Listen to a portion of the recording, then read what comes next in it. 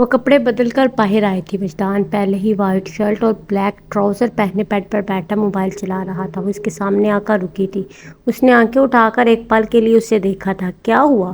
مگر کوئی جواب نہیں ملا تھا۔ وہ کمر پر دونوں ہاتھ رکھے اس کے سامنے کھڑی تھی۔ اسے ویسے ہی کھڑے دیکھ کر اس نے بھرپور نظر اس کی جانب اٹھائی تھی۔ اس سے پہلے وہ کچھ بولتا، سامنے کا منظر دیکھ کر اس نے رخ کو گھورا تھا۔ اس کی نائٹ ڈریس کی اوپری دونوں بٹن کھلے تھے۔ اس نے اسے گھورتے ہوئے ہاتھ آگے بڑھایا تھا اور اس کی ریڈ شرٹ کے دونوں بٹن لگانے لگا تھا۔ تم سدھر کیوں نہیں جاتی؟ وہ بٹن لگاتا بولا تھا۔ کیوں؟ مجھے بگاڑنے والا وجدان خان ہے۔ وہ چہکی تھی۔ ابھی وہ بٹن بند ہی کر رہا تھا کہ عزا وہاں آئی۔ اس منظر کو دیکھ کر اس نے بھرپور حسرت بھری آہ بھری تھی۔ میں اندر آ جاؤں؟ وجدان ابھی پیچھے ہی ہوا تھا کہ اس کی آواز پر اس نے نظریں اٹھائی تھی۔ تم اندر آ چکی ہو عزا؟ روح مسکرائی تھی۔ وہ خان مجھے بات کرنی تھی۔ وہ خان سے مخاطب تھی۔ ہاں جی، وہ موبائل سائڈ پر رکھتا تکیہ کمر کے پیچھے لگاتا بولا تھا۔ وہ پیپرز کی تیاری کرنی ہے تو اس کے لیے آپ کی مدد چاہیے تھی۔ اس کی بات پر روح نے مڑ کر سامنے لگے وال گلاس کو دیکھا تھا۔ عزا اچھے سے جانتی تھی کہ وہ اس کی حالت رات پر جاگ کر اس کی مدد کرتا تھا، اس لیے وہ مطمئن تھی کہ وہ اسے انکار کبھی نہیں کرنے والا۔ ہاں، میں نے وہ ارینج کر دیا ہے۔ پنجاب یونیورسٹی کی پروفیسرز ہیں، وہ کل 3 سے 4 لائیو ہوں گی زوم پر، یہ تمہارے ساتھ، اور تمہیں سب بتا دے گی۔ اور رہی بات پڑھنے کی تو تم پوچھ لینا کہ کیسے ٹائم دے گی وہ تمہیں، انگلش کی ہی پروفیسر ہے، کافی مددگار ہوگا تمہارے لیے۔ وہ روح کی طرف دیکھتا بولا تھا۔ اسے روح کی طرف دیکھتا دیکھ کر عزا نے روح کی جانب دیکھا تھا۔ ریڈ کلر کا سلک کا وائٹ لون والا نائٹ سوٹ پہنے، شہد رنگ بالوں کو پونی میں باندھے، ہاتھ پر کالا دھاگا پہنے اسے وہ اس وقت کوئی افسرہ لگ رہی تھی۔ وہ خود بھی بہت خوبصورت تھی، مگر اس کی معصومیت اور بات کرتے معصومیت سے منہ بنانے پر وہ دل موہ لینے تک حسین لگتی تھی۔ اسے عجیب سا حسد ہوا تھا۔ کوئی ٹویٹر کی تو ضرورت نہیں تھی خان، آپ پہلے بھی تو کرواتے تھے نا؟ کھائی سی اس کی آواز نکلی تھی۔ عزا میں پہلے جب آتا تو یہاں آ کر مکمل فارغ ہوتا۔ ابھی وہ بول ہی رہا تھا کہ دراز میں پڑے موبائل کی بیل ہوئی تھی۔ روح نے حیران ہوتے دراز کو دیکھا تو وہ نارمل سا اپنا موبائل دیکھ گیا تھا، جیسے اس کے فون کی بیل بجی ہو۔ وہ رکا نہیں تھا، بات اس کی جاری تھی۔ مگر اب بابا نے اپنے کام کی ذمہ داری بھی دے دی ہوئی ہے، اور دوسری بات میں شادی شدہ ہوں، اور شادی شدہ مرد کی ذمہ داریاں بہت ہوتی ہیں، تو یہاں آ کر بھی فروغت نہیں ہوتی، اس لیے انتظام لازمی تھا۔ اور یہ BA کے پیپرز تو نہیں ہیں جو آسان ہوں گے، MA کے ہیں، پروفیشنلز کی ضرورت پڑے گی، اس لیے بہتر ہے تم ان سے گائیڈنس لے لینا۔ باقی اگر مسئلہ ہوا تو اس سے پوچھ لینا، اس کی بھی پروفیشنل ڈگری ہے، یہ بھی مسئلہ حل کر سکتی ہے۔ وہ رخ کو دیکھ کر بولا تھا۔ میرے والٹ میں کارڈ ہے، اس کو دے دو، وہ رخ سے کہتا اپنا تکیہ سیدھا کرنے لگا تھا۔ روح نے کارڈ نکال کر اس کو تھما دیا تھا۔ وہ روم سے چل دی تھی۔ روح ابھی بھی وجدان کے پاس ہی کھڑی تھی۔ لکنگ خوبصورت، وہ مسکراتا اس کا ہاتھ تھامتا اسے اپنی گود میں بٹھا گیا تھا۔ وہ فوراً ہی اس کی گود میں بیٹھی ٹانگیں اوپر کر کی تھی۔ میں ایسے ہی سو جاؤں گی، وہ اس کے سینے پر سر رکھ کر بولی تھی۔ ہاں سو جاؤ، ہلکی سی تو جان ہو۔ وہ مسکرا کر اسے ساتھ لگا گیا تھا۔ خدا کرے تم مر جاؤ نور، خدا کرے یہ جو تمہیں روح کہتا ہے نا، اس کے دل و دماغ سے تم نکل جاؤ۔ اس شخص کی کاش یادداشت چلی جائے، تمہارا آنا، تم سے ملنا کچھ یاد نہ ہو، تم یہاں سے رفع دفع ہو جاؤ۔ وہ دل میں بڑاس نکالتی اپنے کمرے کی طرف چلتی تھی۔ آج ہفتے کا دن تھا، بارش خوب جم کے برسی تھی، ہر چیز بارش میں جھوم رہی تھی، پودے بارش میں نہا کر مہک رہے تھے، زمین سے آتی مٹی کی خوشبو ہر طرف آج خوبصورت ماحول بنا رہی تھی۔ سردی نے ایک دم زور پکڑ لیا تھا۔ وہ کالے رنگ کا پلین سوٹ پہنے ہوئی تھی۔ وجدان نے ڈانٹ کر اسے کیپ شال دلوائی تھی۔ وہ بالوں کا جوڑا بناتی، شال سے حجاب کرتی اپنے کمرے میں آئی تھی۔ بیوی کالے رنگ میرا فیورٹ ہے، لیکن اس کا مطلب یہ نہیں ہے کہ میری بیوی مکمل ہی کالا پہن لے، وہ مجھے کسی کام کاج کی قابل ہی نہ چھوڑے۔ مجھے تو اب ویسے بھی ایبٹ آباد آ کر کوئی کام نہیں ہوتا، مجھے سوائے تمہارے، ایسی لت لگ گئی ہے مجھے تمہاری، اور تم مجھ کو بالکل نکما بنانے پر تلی ہوئی ہو۔ وہ جو پہلے ہی کمرے میں بیٹھا تھا روح کو آتا دیکھ کر اسے پیٹ کے بال تھام کر بولا تھا۔ اچھا جناب، صبح خود یہ کیپ شال پہنائی تھی، میں تو پہن ہی نہیں رہی تھی، اور کیپ شال کے ساتھ دوپٹہ نہیں سنبھالا جاتا، اس لیے میں نے اسٹالر سے حجاب کر لیا۔ سامنے شیشے میں اس کا عکس دیکھتی بول رہی تھی۔ وجی، میری ہائٹ زیادہ ہونی چاہیے تھی نا، یا آپ کی ہائٹ تھوڑی کم ہوتی، کتنی چھوٹی لگتی ہوں آپ کے آگے۔ وہ منمنائی تھی۔ تم میرے سینے سے تھوڑا اوپر آتی ہو، اتنا ہی کافی ہے، سیدھا دھڑکنیں سنتی ہو میری، اور سر اٹھا کر مجھ سے بات کرتی، اور میں ہمیشہ سر جھکا کر بات کرتا ہوں، مرد ہمیشہ سر جھکا کر بات کرتے اچھے لگتے ہیں۔ وہ اس کی ٹھوڈی سے لاتا بولا تھا۔ میں مما کو کال کرنے والی تھی، مجھے یاد آ رہی ہے ان کی۔ وہ اس کی طرف دیکھ کر بولتی ہاں تو کر لو، بیلنس نہیں ہے کیا؟ وہ اس کو چھوڑتا ہوا بولا تھا نہیں بیلنس تو ہے، میں کرتی ہوں کال۔ وہ مسکرا کر دراز کے قریب کی تھی لیکن وہاں موبائل نہ دیکھ وہ حیران ہوتی۔ وجی فون کہاں گیا؟ وہ پورا دراز دیکھتی بولی تھی وہی ہوگا نا، یا چارجنگ پر لگایا ہوگا تم نے؟ وہ بات تبدیل کرتا بولا تھا وجی چارجنگ پر لگایا ہی نہیں، رات آپ کے ساتھ پک کلک کی تھی میں نے اور اسی میں رکھا تھا، آپ کو پتا ہے؟ بلکہ آپ نے ہی دراز میں رکھا تھا۔ وہ پریشان ہوئی تھی۔ رخ ادھر ادھر دیکھو، مل جائے گا، یہی ہوگا، کہاں جا سکتا ہے؟ وہ ابھی بھی پریشان ہوا تھا۔ وجدان نہیں ہے؟ وہ سارا کمرہ دیکھ کر بول رہی تھی رخ کہیں دھیان سے دیکھو نا، کہیں تم نے کسی کو بتایا تو نہیں تمہارے پاس فون ہے؟ وہ پریشان ہوا تھا۔ وانیہ باپی کو بھی پتا ہے بس۔ وہ گہرا سانس لیتی بولی تھی رخ منع کیا تھا نا میں نے تمہیں، رخ منع کیا تھا نا تم کو کہ بتانا نہیں کسی کو، سائڈ پہ رکھنے کو کہا تھا، مگر تم سنتی ہی نہیں ہو۔ اب جو بھی لے کر گیا ہے وہ آغا جان اور بی جان کو بتائے گا، اور جو ڈرامہ لگے گا وہ الگ ہوگا۔ مفت کی ٹینشن دیا کرو، گھر سکون کے لیے آتا ہوں مگر یہاں بھی فضول ٹینشن۔ وہ غصہ ہوا تھا۔ وجی ازا تو نہیں لے گی؟ وہ سوچ کر بولی تھی رخ ہر جگہ ازا ازا ازا، ہر بات اسی پر شروع اسی پر ختم کیوں ہوتی ہے تمہاری؟ میں جانتا ہوں اس کے جذبات، مگر اس کا ہرگز مطلب یہ نہیں ہے کہ ہر الٹے کام پر تم یہی کہو کہ یہ ازا نے کیا ہے۔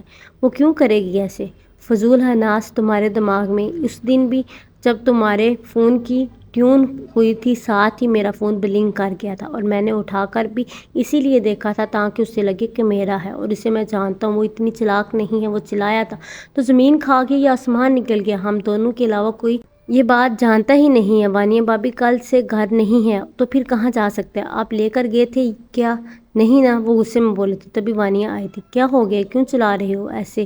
شکر ہے اوپر کوئی ہے نہیں ورنہ صاف باہر آواز آ رہی تھی۔ وانیہ رخ کے پاس آئی تھی۔ نور کیا ہوا ہے؟ وہ اس سے مخاطب ہوئی تھی۔ فون چلا گیا ہے دراز سے کہیں، رخ کی جگہ وجدان بولا تھا روم میں چیک کرو مل جاتا ہے۔ وہ اسے تسلی دیتی بولی تھی نہیں ہے، سارا روم دیکھ لیا۔ وہ پریشان تھی۔ گھر والوں سے کسی طرح پوچھ نہیں سکتے کیا؟ یا اس پر کال کر لو مل جائے گا؟ وانیہ نے تجویز پیش کی تھی۔ اگر کوئی لے کر گیا تو یقیناً اسے شک ہوگا، وہ اس شک کی بنیاد کو یقین میں بدلے گا جب میرے نمبر سے فون جائے گا اور اس پر ہسبینڈ لکھا آئے گا۔ وہ غصے میں کہتا نیچے چل دیا تھا۔ غصے سے اس کے کان لال ہو رہے تھے۔ وہ بی جان کے پاس دلان میں موجود تھا۔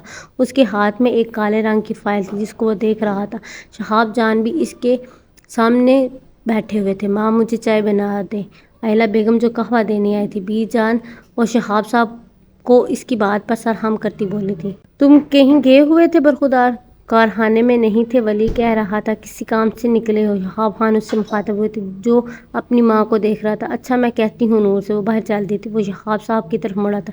جی بابا ایک کام تھا، ایک وفد سے ملنا تھا۔ وہ پریشان تھا مگر خود کو ریلیکس کرتا بولا تھا ہاں میں نے وہ انٹرلوپ کا جو کہا تھا تم نے ان سے رابطہ کیا؟ وجدان کے دماغ میں ایک دم ان کی بات سے کچھ کلک ہوا تھا۔ جی نہیں بابا لیکن کرتا ہوں کال۔ نور اس نے اسے بلایا تھا۔ اس کی آواز پر گہرا سانس لیتی نور اندر آئی تھی۔ جی لگ تار کرتی بولی تھی کمرے میں جاؤ اور سائڈ ٹیبل میں میرا موبائل پڑا اٹھا کر لاؤ۔ نور نے اس کی طرف دیکھا تھا، اس نے پلکیں جھپکائی تھی۔ اس کی بات وہ سرہم کرتی چل دی تھی۔ ہاں موبائل سامنے پڑا ہے تمہارے؟ بی جان بولی تھی۔ نہیں بی جان اس فون میں بس ایبٹ آباد کے نمبر ہے، اس لیے اسے یہیں استعمال کرتا ہوں، وہ اسلام آباد میں استعمال کرتا ہوں۔ اس نے سادہ سی وضاحت دی تھی، وہ جو انہوں نے آغا جان کے گاؤں سے آتے ہی نور کی کلاس لگوانے والی تھی۔ بات کی کایا پلٹے دیکھ کر وہ پریشان ہو گئی۔ تم کب سے دو موبائل استعمال کرنے لگے؟ شہاب نے سوال کیا تھا۔ جب سے آپ نے اپنے کام کا بھی انویسٹر بنایا ہے مجھے، تب سے۔ دونوں چیزیں ہینڈل نہیں ہوتی ایک فون سے، پرسنل پروفیشنل کا بھی مسئلہ بن جاتا ہے، تو بس اسی وجہ سے۔ اس نے مکمل وضاحت دی تھی۔ اب جو ہوا تھا اسے صحیح تو کرنا تھا اس کو، وہاں تو فون نہیں ہے۔ اسے اپنے جھوٹ اور ایکٹنگ پر شدید قسم کا غصہ آ رہا تھا۔ نور وہی جا کر دیکھو، وہی پڑا ہوگا، کل میں نے خود رکھا ہے۔ وہ اس کو گھورتا ہوا بولا تھا جی میں نے دیکھا وہاں نہیں ہے۔ وہ پھر بولی تھی تمہاری آنکھیں یا بٹن؟ کھلی آنکھوں سے دیکھو وہی ہوگا۔ وہ چلایا تھا، اس کے چلانے پر وہ سہم کی تھی۔ آج ساری غلطی اسی کی تھی اور اس کا خمیازہ بھگتنا پڑنا تھا، وہ اچھے سے جانتے تھی۔ خان شہاب خان نے اسے سبکارا تھا یہ کیا طریقہ ہے کسی عورت سے بات کرنے کا؟ بھول گئے ہو کیا؟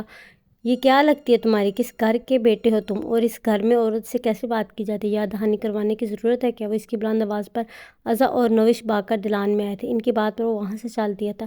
وجی پلیز غصہ نہ کرے، وہ اس کے پیچھے لپکی تھی، سیڑھیوں کے بالکل قریب اس نے اس کا بازو تھاما تھا۔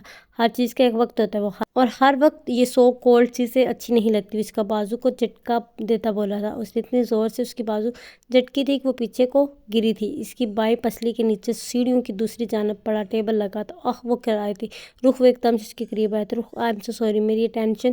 وہ اتنا ہی بولا تھا کہ وہ نم آنکھوں سے وہاں سے نکل گئی تھی۔ رخ اس نے آواز بھی دی تھی مگر اس نے سننا ہی کہاں تھا۔ شٹ، ہاتھ کا مکہ بناتے دوسرا ہاتھ اپنے ہاتھ پہ مارتے اوپر کی طرف بڑھ دیا تھا۔ ملا، وانیہ سامنے سے آتی بولی، جس نے اٹھایا ہے اس نے کچھ سوچ کے ہی اٹھایا۔ وہ غصے میں بولا تھا، لالا کہیں غزہ نے تو… وہ بول ہی رہی تھی کہ وہ بول پڑا، وانیہ تمہارا بھی نور نے دماغ بھر دیا ہے، فضول گوئی مت کیا کرو۔ اس سے غصہ ہوا تھا۔ اس نے کچھ نہیں کہا لالا، عورت کی چھٹی حس بہت تیز ہوتی ہے اور وہ بہت سے معاملات سمجھ جاتی ہے جو مرد کو منہ سے بول کر بتانے پڑتے ہیں۔ میرا اور ازا کا تو اتنا انٹریکٹ نہیں ہے مگر پھر بھی میں جانتی ہوں وہ تمہیں پسند کرتی ہے اور اپنی پسند کو کسی اور کے پاس دیکھنا اتنا برداشت کرنے کا مادہ عورت میں نہیں ہوتا۔ اسے جو مرد چاہیے وہ چاہیے ہوتا ہے اور جو چاہیے وہ اس کا ہونا ہی چاہیے۔ اور رہی بات تمہاری روح کی، تو عورت نہ اپنے چھوڑے ہوئے مرد پر بھی سوئے ہوئے شیر کی طرح نظر رکھتی ہے، تو جو اس کا ہے اس پر اس کی چیل عقاب جیسی نظر ہوتی ہے، اس کے آس پاس ہر جگہ۔ اگر تم سے نور نے کچھ ایسا کہا ہے تو اس کی بات کو سیریس لو، کیونکہ وہ دیکھ سکتی ہے جو تم نے نہیں دیکھا، اور اتنا ازا پر یقین اچھی بات نہیں ہے۔ یہ جاننے کے باوجود she has feelings for you, وہ کہیں بھی کچھ بھی کر سکتی ہے اور جو تمہیں نہیں تمہاری روح کو نقصان پہنچائے گی، کیونکہ تمہارے ساتھ کچھ کر کے وہ تمہارے دل میں اپنے لیے بدگمانی نہیں ڈال سکتی، مگر اس کے ساتھ کچھ کر کے تمہارے دل میں لازمی تمہاری روح کے لیے خراب کر سکتی ہے۔ اور مرد کا دل اٹھ جائے اگر تو وہ کبھی واپس نہیں ٹکتا اس عورت پر۔ اس سے بہتر ہے اپنی آنکھیں کھلی رکھو، شیر ہو اگر تو شیر کی طرح اپنی بیوی کی حفاظت کرو۔ معذرت چاہتی ہوں آپ کو تم کہنے کے لیے۔ وہ جانے ہی لگی تھی کہ ازا آگئی۔ خان ملا آپ کا فون؟ میں ڈھونڈ دوں کیا؟ وہ پاس آ کر بولی تھی۔ نہیں، میرے ہاتھ سلامت ہے، وہ غصے میں کہہ کر وہاں سے چل دیا تھا۔ دروازے کے باہر آ کر وہ رکا تھا جیسے اسے کچھ یاد ہو۔ وانیہ، اس نے ازا اور وانیہ کو ساتھ جاتے ہوئے وانیہ کو آواز دی۔ جی لالا، وہ اس کے پاس گئی تھی۔ روح کی کمر پر چوٹ لگی ہے، دیکھنا پلیز اس کو، اس نے آہستگی سے کہا تھا۔ وہ مسکرا کر سر ہم کرتی مڑ گئی تھی۔ کیا کہہ رہے تھے؟ ازا کو تجسس ہوا تھا۔ کچھ نہیں، اپنی بیگم کو بلانے کا حکم دیا ہے۔ چلو تم۔ وہ اس کو نیچے لے کر گئی تھی جہاں باہر والے دلان میں سبز نرم بچھونے پر نیلا آسمان تھا۔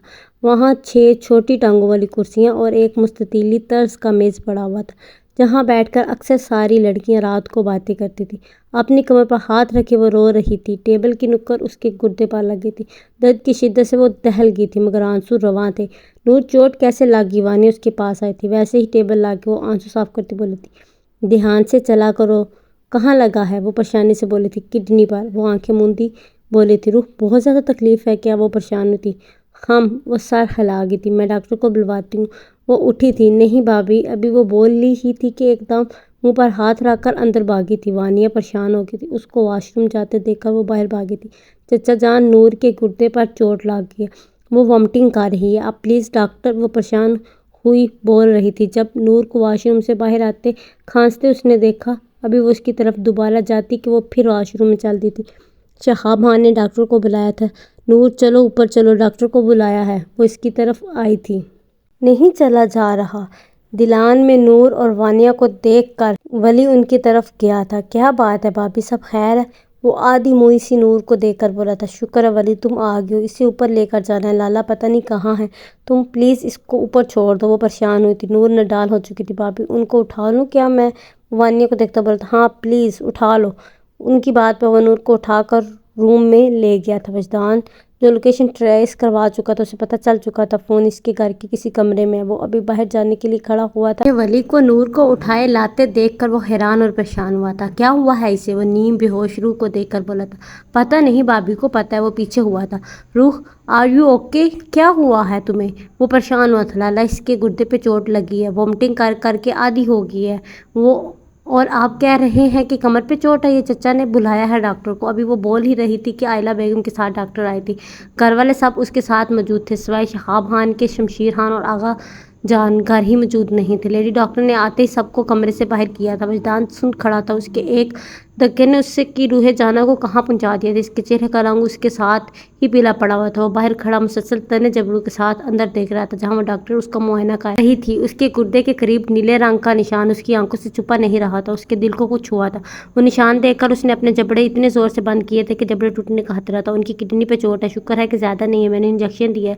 آپ کوشش کیجئے گا یہ 1-2 دن ہلے نہیں، زیادہ کام وغیرہ نہ کرے اور سیڑھیوں سے بھی اترے کم اور نہ زیادہ چلے، بہتر ہے۔ 2 دن کا مکمل بیڈ ریسٹ کرے، نازک جگہ ہے، گردہ کچھ بھی ہو سکتا ہے، احتیاط بہتر ہے۔ باقی میں نے کچھ ٹیوبز لکھ دی ہیں، اس سے مساج کریں اور دوا بھی وقت پر دیجیے گا۔ ڈائٹ کا خاص خیال رکھیں، انشاءاللہ 3-4 دن میں ٹھیک ہو جائے گی۔ وہ کمرے میں آیا تھا، اس کی ایک بے ہوشی نے اس کا دل ویران کر دیا تھا۔ اسے رہ رہ کر خود پر غصہ آ رہا تھا۔ بیڈ پر لیٹا نیم دراز وجود زردی مائل ہو چکا تھا، اس کے چہرے کی لالی ایک دم سے چٹ چکی تھی۔ 1 گھنٹے نے ہی اسے مریخ کر دیا تھا۔ اسے بے ہوش وجود کو دیکھ کر اس کے دل کو کچھ ہونے لگا تھا۔ وہ سخت جان اس کے معاملے کتنا احساس ہو چکا تھا، کوئی دیکھ لیتا تو یقیناً اسے غش آ جاتا۔ وہ پچھلے 1 گھنٹے سے کمرے میں ٹہل رہا تھا مگر وہ تھی کہ ٹس سے مس نہیں ہوئی تھی۔ اب اس کی انتہا ہوئی تھی۔ وہ اس کے قریب کیا تھا۔ رخ میری جان، وہ اس کے ماتھے پر ہاتھ رکھتا بولا تھا، اٹھو پلیز، بہت بری لگ رہی ہو ایسے لیٹی ہوئی، تمہیں تو نیند ہی نہیں آتی تھی یار میرے بغیر، کس دن سوئی ہو تم میرے بغیر، اور اب دیکھو کیسے سو رہی ہو۔ اچھا تو بدلہ لے رہی ہو جناب کہ میں اسلام آباد میں آپ کے بغیر رہتا ہوں تو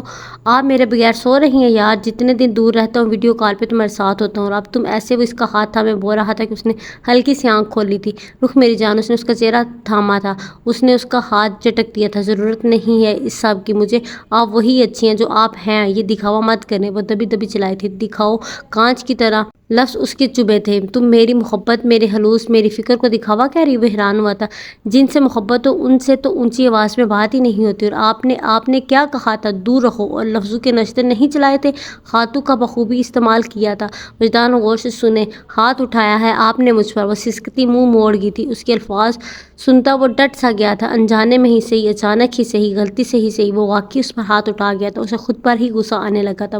وہ جو جس کے آگے وہ جھک گیا تھا، اپنے ہر اصول و ضباط انا سب کو اس نے بالا تر کر دیا تھا۔ وہ اسے انجانے میں تکلیف پہنچا گیا تھا۔ اگر زیادہ چوٹ لگتی تو ان کی کڈنی فیل ہو سکتی تھی۔ دروازے تک ڈاکٹر کو چھوڑ کر آتے جو اس نے ڈاکٹر کے منہ سے سنا تھا، وہ اس کے لیے کسی عذاب سے کم نہیں تھا۔ بعض اوقات چھوٹی چھوٹی غلطیاں بھی وبال جان بن جاتی، اس سے یہ شدت سے محسوس ہوا تھا۔ وہ جب روتی تھی تو اسے اپنے سینے سے لگا لیتا تھا۔ آج وہ تکیہ بھگو رہی تھی اور اس میں اتنی ہمت نہیں تھی کہ اسے یہ کہہ سکے کہ چپ کر جاؤ۔ وہ ایک ٹانگ فولڈ کیے بیڈ پر بیٹھا سفید چادر کو دیکھ رہا تھا۔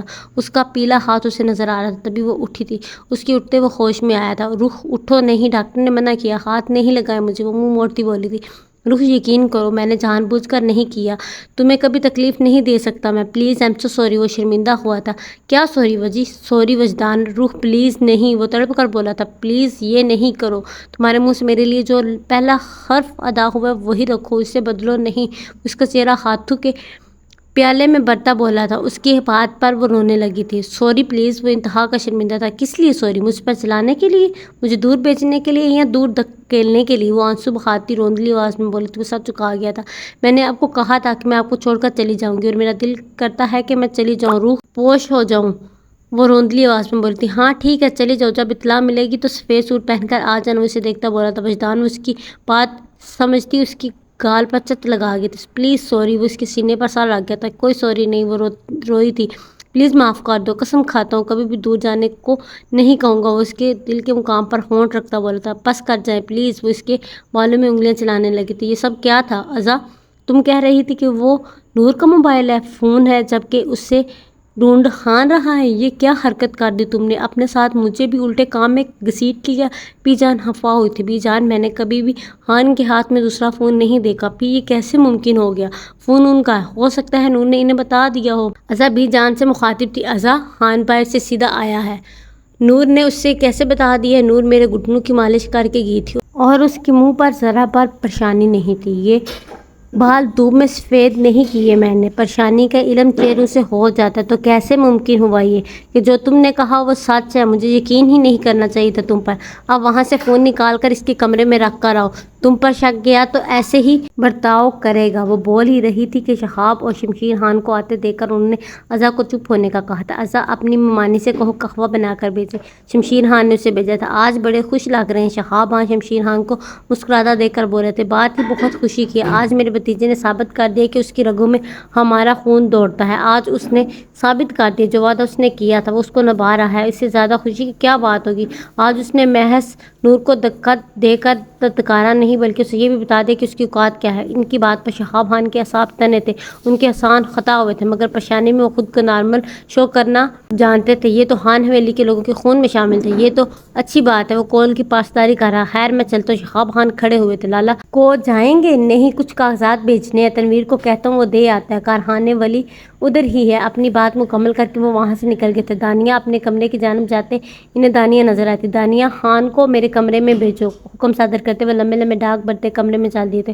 وہ اس بات میں سار ہلاتی وجدان کے کمرے کی طرف چل دی تھی۔ لالا، اس نے دروازہ نوک کیا تھا۔ آ جاؤ، وہ آہستہ سے بولا تھا۔ نور کے ساتھ بیٹھے آنکھیں موندے وہ اس کے بالوں میں انگلیاں چلا رہا تھا۔ نور نیم دراز تھی، اس لیے وہ اٹھ کے اس کے پاس آیا تھا اور وہ اس سے مخاطب ہوا تھا۔ کیا ہوا؟ بابا جان بلا رہے ہیں آپ کو۔ اچھا ٹھیک ہے، وہ نور کی جانب دیکھ کر بولا تھا۔ لالا آپ چلے جائیں، میں یہاں رک جاتی ہوں۔ وہ وجدان کو پریشان دیکھ کر بولی تھی۔ نہیں ضرورت نہیں، وہ سو رہی ہے۔ جی ٹھیک ہے۔ وہ جانے لگی تھی کہ وجدان نے اسے دوبارہ بلایا تھا۔ دانیہ ایک بات پوچھوں، سچ بتاؤ گی؟ جی لالا پوچھیے، آپ کو پتہ ہے میں آپ سے غلط بیانی نہیں کرتی۔ وہ مسکرایا تھا۔ دراز سے فون نکال کر تم بی جان کے کمرے میں رکھ کر آئی ہو؟ اس نے سیدھا سوال کیا تھا۔ نہیں لالا، میں تو گھر پر ہی نہیں تھی، میں تو 3 بجے آئی ہوں اور بھابھی کی چوٹ کا بھی نہیں پتہ مجھے۔ وہ تو ان کا چہرہ لال دیکھ کر میں تو پوچھنے والی تھی کہ ان کو بخار ہو گیا، تمہارے علاوہ کون آتا ہے یہاں؟ اس نے پھر سوال کیا تھا۔ لالا آپ کے کمرے میں آنے کی اجازت نہیں ہے کسی کو سوائے میرے یا آزادی کے، اور ویسے بھی میں اور نوش تو 3 بجے کالج سے آتی ہیں، اور آئینہ کو بخار ہے، وہ تو کمرے سے ہی نہیں نکلی۔ اور رہی بات زینیہ دی اور زنائش کی تو کبھی بھی اس رستے پر نہیں آتی، آپ جانتے وہ کتنا ڈرتی ہیں آپ سے۔ میں تو اس دن سے ویسے بھی کمرے میں نہیں آئی جب سے بھابھی نے کہا تھا کہ نوک کر کے آیا کرو۔ اس نے مکمل بات بتائی تھی۔ تمہیں کہا تھا؟ وجدان کو برا لگا تھا۔ نہیں مجھے بالکل نہیں کہا، انہوں نے اسدی کو کہا تھا، آپ سو رہے تھے اور وہ شاید آپ کو جگانے کی کوشش کر رہی تھی، تبھی میں اور اسدی آئے تھے، تو انہوں نے اسدی کو کہا کہ بہتر ہے کہ نوک کر کے آ جانا۔ مجھے برا لگا تھا کہ دونوں کو کہا ہے، لیکن انہوں نے پھر مجھے بتایا تھا کہ انہوں نے مجھے نہیں کہا، ازا سے کہا ہے، لیکن پھر بھی میں نے مما سے بات کی تھی تو مما نے سمجھایا تھا۔ مما کہتی ہیں بھابھی ٹھیک کہتی ہیں، ان کے روم میں نوک کر کے جایا کرو جب اسپیشلی وہ دونوں کمرے میں ہو، کیونکہ جب ہسبینڈ وائف ایک دوسرے کے ساتھ ہوتے ہیں، قریب ہوتے ہیں، تو ان کے درمیان سے فرشتے بھی چلے جاتے ہیں۔ جب اللہ پاک نے فرشتوں کو بھی پردہ کرنے کا کہا ہے تو ہم تو انسان ہیں۔ انہوں نے سمجھایا کہ میں بغیر نوک کیے روم میں جا سکتی ہوں جب بھابھی اکیلی ہوں یا لالا اکیلے ہوں کمرے میں، لیکن جب ساتھ ہوں تب نہیں، اور تب سے ڈیٹ شیٹ آ گیا، وقت ہی نہیں ملتا کہیں آنے جانے کے۔ اس کی بات پہ وہ سرہم کرتا، اس کو ساتھ لے کر چل دیا تھا۔ دانیہ نیچے چلتی تھی اور شہاب خان کے کمرے کی طرف بڑھ دیا تھا۔ بابا آپ نے مجھے بلایا؟ وہ دروازہ نوک کرتا بولا تھا۔ جی برخودار آ جائیں، کیا کروں؟ تیل ڈالوں رستے میں یا تم پر پیسے وار دوں کہ کتنا عالیشان کام کر کے آیا میرا بیٹا؟ وہ غصے میں بولے تھے۔ میں سمجھا نہیں بابا۔ آئلہ بیگم بھی چونک دی تھی۔ حیا غیرت سب مر گئی تھی جو نور پر ہاتھ اٹھایا تم نے، وہ چلائے تھے۔ ان کی بات پر آئلہ بیگم ششک کر رہ گئی تھی۔ نہیں بابا، وہ اچانک سے وہ بولنے کی کوشش ہی کرنے لگا تھا کہ وہ بول پڑے۔ اتنی اعلیٰ تعلیم حاصل کروائی ہے، لندن سے پڑھایا ہے، وہاں سے خصوصی طور پر وہ میں ڈائٹس کا کورس کروایا۔ تمہیں کیا ملا مجھے یہ کروا کے؟ کیا تو تم نے وہی جو جانور کرتے ہیں، اپنی بیوی پر ہی ہاتھ اٹھایا۔ نہیں بابا میں نے ایسا نہیں کیا۔ وہ ہاتھ چھڑوا رہا تھا تو اچانک وہ صفائی دیتا بولا تھا۔ ہاتھ چھڑوا رہے تھے؟ کس لیے چھڑوانے کے لیے؟ کیا پکڑایا تھا تم نے اپنا ہاتھ اسے؟ خان تمہیں دلان میں بھی روکا تھا کہ اپنی آواز بلند مت کیا کرو اس کے آگے، بیوی ہے تمہاری، ملازمہ نہیں ہے تمہاری، نہ غلام ہے وہ تمہاری۔ لیکن مجھے افسوس ہے کہ تم نے اسے ہی تکلیف دے دی۔ سوچا اگر کچھ ہو جاتا، اس کو گردہ ضائع ہو جاتا اس کا، تو کیا بچنا تھا پھر؟ تم جانتے ہو جب لندن میں گیا تھا تو میرے کفیل پر کیس کہ اس نے اپنی بیوی کو مارا ہے۔ میرے لیے یہ عام سی بات تھی، کیونکہ اپنے گھر میں اکثر اپنے باپ کو اپنی ماں پر ہاتھ اٹھاتے دیکھا تھا، مگر جب وہاں دیکھا عدالت گیا اور وہاں کا جج جانتے ہو کیا کہتا ہے؟ اس نے ایک چھڑی دی اسے اور کہا کہ لو مارو اس دیوار کو، پوچھو کیا کچھ کہا اس دیوار نے؟ یہ اس لیے نہیں خاموش کہ یہ بے جان ہے، یہ اس لیے خاموش ہے کیونکہ یہ تم سے کمزور ہے۔ لیکن جانتے ہو وہ جو اوپر ہے وہ کمزور نہیں، اور نہ ہی اس عورت کی آنکھ کمزور ہے۔ شکایت عرش والے تک پہنچ گئی نا اگر، تو یہ بے جان چیز تم پر گر کر تمہیں قبر میں پہنچا دے گی۔ کمزور کی آہ سے ڈرو، اس کی بددعا سے ڈرو۔ عورت پر ہاتھ اٹھانے والا نہ مرد ہوتا ہے۔ پوچھو اپنی ماں سے کہ کبھی ہاتھ اٹھایا میں نے ان پر؟ سوچو کل کو تمہاری بہن پر کوئی ہاتھ اٹھائے گا تو کیا کرو گے؟ یہی تمہارے سامنے اگر میں تمہاری ماں کو دھکا دیتا ہوں، دیکھنا کیا ہوتا ہے تمہارے ساتھ، میرے ساتھ کھڑے ہو جاؤ گے۔ یہ بھی نہیں سوچو کہ تمہارا باپ ہوں۔ تمہارا تو اس لڑکی پر ہاتھ اٹھاتے کیا سوچا تھا تم نے کہ اس کا کوئی بھی نہیں ہے؟ یہ بھول گئے تھے کہ اس کا رب ہے اس کے پاس۔ کتنی خوشی ہوئی تمہارے چاچا کو یہ کہتے ہوئے کہ ان کا بھتیجا ان کے نقشے قدم پر چل رہا ہے، اور میں جھک گیا۔ میری تربیت اتنا پڑھانے کا کیا فائدہ؟ ہاں تمہیں وہ غصے سے چلا رہے تھے۔ بابا آئندہ کبھی نہیں ہوگا، وہ وعدہ کرتا ہوں آپ سے۔ سچ چکا گیا تھا، انجاننے میں ہی صحیح، مگر اس نے جو کیا تھا اس کی سزا تو اس کو ملنی تھی۔ کیا کہہ رہے تھے اس دن؟ محبت کے اظہار کر رہے تھے، اور یہ اظہار تو تمہارا لعنت ہے تمہارے ایسے اظہار پہ تم پر کہ تمہاری بیوی کو تمہارا چھوٹا بھائی نیم بے ہوش حالت میں کمرے میں پہنچا کر گیا، اور وجہ تم تھے، اور اس کی تکلیف کی جا کر اس سے معافی مانگو۔ چلو اٹھو، میں دور ہو جا میری نظر سے چلا کر اس کو کہتے کمرے سے باہر چل دیے تھے۔ ہان اس کی امید تو نہیں تھی مجھے تو لگتا تھا میرا ہان نور سے بہت محبت کرتا ہے۔ آئلہ بیگم تکلیف سے بولتی، ماں خدا کی قسم میں نے جان بوجھ کر نہیں کیا، میں نہ اس کو تکلیف دے سکتا ہوں، میرے اندر بستی ہے وہ ماں۔ وہ بے بسی سے بولا تھا، اچھا چلو جاؤ اٹھو، دیکھو وہ اٹھی اگر تو میں صبح بھیجتی اور معافی مانگو اسے، وہ آئندہ کبھی نہیں کرنا۔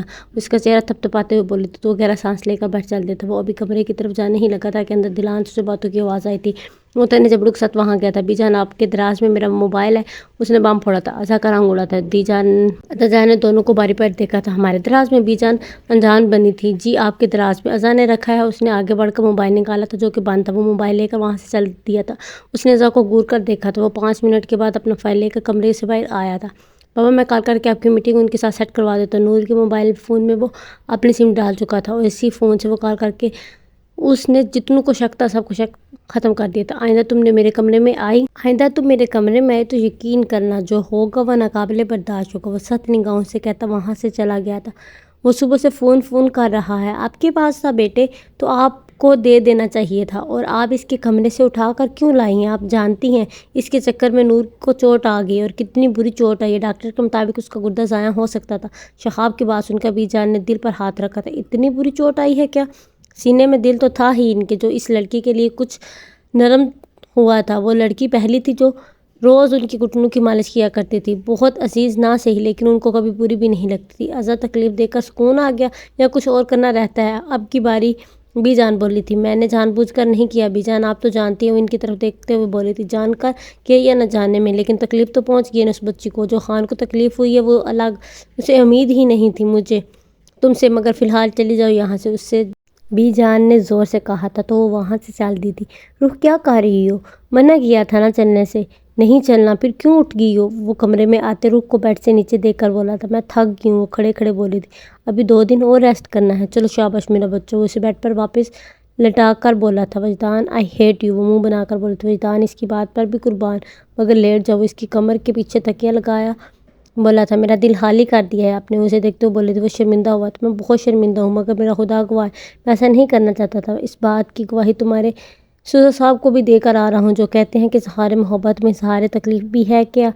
پلیز صرف ایک بار معاف کر دو، آئندہ کبھی ایسا نہیں ہوگا، کبھی تمہارے ہاتھ نہیں جھٹکوں گا۔ وہ منظر لہجے میں بولا تھا، وجدان تکلیف اس دھکے سے زیادہ ان الفاظ کی ہے، کیسے آپ نے کہا دور چلی جاؤ، جیسے میرا تعلق دوری کا ہو، میرے دل کو لگی جا کر جیسے محبت سے ہوگی۔ وہ سامنے اس کے ہاتھ کی مدد سے اٹھ کر بیٹھ چکی تھی، پلیز کر دو معاف۔ وہ ہاتھوں کو باندھنے لگا تھا کہ اس نے اس کے ہاتھ تھام لیے تھے۔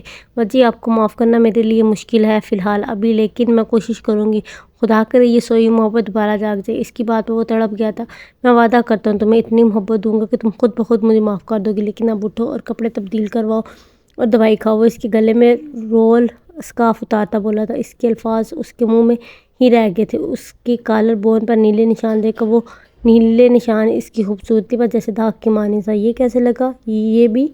وہ تڑپ کر پوچھ گیا تھا۔ نہیں، وہ اس کے بعد میں بھاگ کر دلان میں گئی تو وہاں دروازے کی نوک لگی تھی، وہ لب بینچ کی تھی، چلو کپڑے بدلو۔ اس کو اٹھا کر واش روم کے قریب لایا تھا، اسے وہاں کھڑی کر کے اس نے اس کی جانب وارڈروب سے نکال کر اپنے کالے رنگ کی شرٹ پکڑائی تھی، یہ پہن کر آؤ۔ نہیں میں اپنے، وہ اتنا ہی بولی تھی کہ وہ بول پڑا، زخموں پر دوائی لگانے کے لیے ضروری ہے کھلے کپڑے، اس لیے پہن لو، شاباش۔ پیار سے کہتا اسے واش روم میں بھیجتا، وہ اس کا انتظار کرنے لگا تھا۔ اگلے 5 منٹ میں وہ اس کے سامنے تھی، گھٹنوں تک آتی اس شرٹ میں وہ چھپ ہی گئی تھی۔ وجدان کے چہرے پر مسکراہٹ آئی تھی، میرا بچہ۔ اس کو گود اٹھا کر بیڈ تک لایا تھا، کراؤن کے ساتھ ٹیک لگا کر اس نے اس کی شرٹ کے اوپری 2 بٹن کھولے تھے، وہ ہچکچائی ہی تھی۔ تم سے بند نہیں ہوتے نا، تو اس لیے میں نے سوچا تم بند کر کے آئی ہو تو میں کھول دیتا ہوں۔ موچو میں مسکرایا تھا۔ وجی وہ ہچکچاتی بولتی، ایک شوہر اور بیوی ایک دوسرے کا لباس ہوتے ہیں پاگل، اور دونوں پارٹنرز ہوتے ہیں۔ پارٹنرز کا مطلب ہوتا ہے دکھ سکھ تکلیف غم کے ساتھی، درد کے ساتھی، ہمراز، مرہم رکھنے والے۔ تم چوٹ لگی ہے تو مرہم لگانا مجھ پر عائد ہوتا ہے، اور یہ میرا فرض اور فرضوں کی بخشش نہیں ہے میری جان۔ اس نے مسکرا کر اس کی شرٹ کے اوپری 2 بٹن کھولے تھے، شرٹ کو اس کی گردن سے پیچھے کرتے اس کے زخموں کا جائزہ لیا تھا، اور اسی کی مناسبت سے اس پر دوائی لگائی تھی۔ اس کی چڑھتی سانسوں پر وہ حیران تھا، وہ جو ہر وقت اس کے گلے لگی رہتی تھی۔ اس کے چھونے پر اس کی سانسیں بے ترتیب ہوئی تھیں۔ لیٹ جاؤ، اس نے مسکرا کر اس کو لٹایا تو اس کے لیٹتے ہی اس نے اس کے پیٹ پر موجود شرٹ کے بٹن کھولے تھے۔ یہ آپ کیا؟ وہ گھبرانے لگی تھی۔ شش، اس کی چڑھتی سانسوں کی پیش رفت۔ اس کا پیٹ بخوبی کر رہا تھا۔ اس نے اس کے گردے کی جانب نظر ڈالی تھی جہاں پر نیلے دھبا موجود تھا جو اس کے حسن پر گرہن کا کام کر رہا تھا۔ وہ آنکھیں بھینس گیا تھا۔ اس کا قصوروار وہ تھا۔ اس نے اسے آہستہ سے مساج کرنا شروع کیا تو روح آنکھیں بند کیے بیڈ کی شیٹ کو مٹھیوں میں تھامے سانس لے رہی تھی۔ وجدان کی رینگتی انگلیاں اسے اپنی روح میں پیوست ہوتی محسوس ہو رہی تھی۔ مجھے ہان کو بتانا ہوگا کہ میں نے وہ سب نہیں کیا۔ وہ موبائل تو رشیدہ لے کر آئی تھی۔ میں نے یہ نہیں کیا تو مجھے یہ سب ابھی ہان کو کہنا ہوگا، اور صبح رشیدہ سے بات زیادہ سے زیادہ اس کو ڈانٹ پڑ جائے گی، مگر میری جیسی سزا تو نہیں ملے گی۔ وہ خود میں سوچتی اپنے کمرے کے ساتھ والے کمرے کی جانب بڑھی تھی، مگر کھلی کھڑکی سے اس نے اندر کا منظر جو دیکھا تھا تو وہ حیران رہ گئی تھی۔ روح فیلنگ بیٹر، نرمی سے مساج کرتا وجدان بولا تھا، مگر وہ کیا بولتی؟ وہ جو ایک ٹرنس میں بند ہو گئی تھی۔ وجدان کی حرکت کرتی انگلیاں اسے تسکین کے ساتھ ساتھ اس کی روح کو فنا کر رہی تھی۔ دل پسلیوں سے باہر نکل رہا تھا۔ وہ شیٹ کو مٹھیوں میں بند کیے زور زور سے سانس لے رہی تھی۔ اس کی دھڑکنیں پورے کمرے میں ارتعاش پیدا کر رہی تھی۔ کمرے میں چلتی نیلی روشنی آبشار سا منظر پیش کر رہی تھی۔ اس نے آہستہ سے اپنا ہاتھ پیچھے کیا تھا اور جھک کر اس کے پیٹ کو لبوں سے بوسہ دیا تھا۔ روح کی جان کانپی تھی۔ یہ سب اس نے کب سہا تھا؟ یہ کب سوچوں کا مرکز بنا تھا؟ من چاہا شخص، من چاہی چاہت، کچھ بھی تو نہیں تھا اس کی قربانی میں، مگر یہ قربانی اس کی زندگی کی سب سے حسین قربانی تھی جس نے اس کے یار سے اسے ملا دیا تھا۔ اس کے پیچھے ہوتے ہی اس نے روح کی شرٹ کے بٹن بند کیے تھے۔ اس کی ررستی پلکوں پر اس نے اپنے دونوں لب رکھے تھے۔ تم بہت سوئی ہو، چلو اٹھو، اب اٹھ کر مجھ سے باتیں کرو۔ وہ کراؤن کے ساتھ تکیہ رکھتا اسے اٹھاتے ہوئے بولا تھا۔ باہر کھڑی اعضاء اور چلنے لگی تھی۔ جس نے رکنے کا سوچا ہی تھا اب وہ حد سے نکلنے کا سوچنے لگی تھی، اور حد سے نکل کر کتنی حدیں عبور ہونی تھی اس سے وہ بے خبر تھی۔ جان، وجدان پیار سے بولا تھا۔ اس کے بولنے کی دیر تھی کہ روح اس کے سینے کے ساتھ لگ گئی تھی۔ کیوں اتنا بوجھ ڈال رہی ہو اس نازک سے دل پر؟ دیکھو کیسے دھڑک رہا ہے، ایسے لگ رہا ہے ابھی نکل آئے گا باہر۔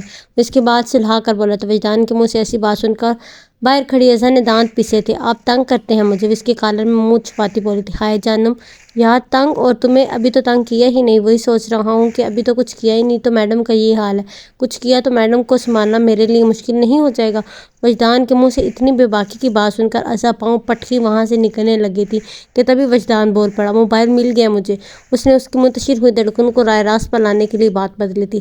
اعضاء کے پاس تھا نا؟ اس کے منہ سے اعضاء سن کر اعضاء کے پاؤں رکے تھے۔ شاید وہ اس کے بیڈ سے ٹیک لگاتا ہوا بولا تھا، اس کے علاوہ کوئی بھی نہیں لے کر جا سکتا۔ وجدان اس کو دیکھتے ہوئے بولتی، بی جان کے کمرے میں تھا اور وہاں وہی جاتی ہے، بس بی جان تو لے کر جانے سے رہی اور باقی کسی میں اتنی ہمت نہیں کہ وہ بی جان کے پاس موبائل رکھ کر آئے۔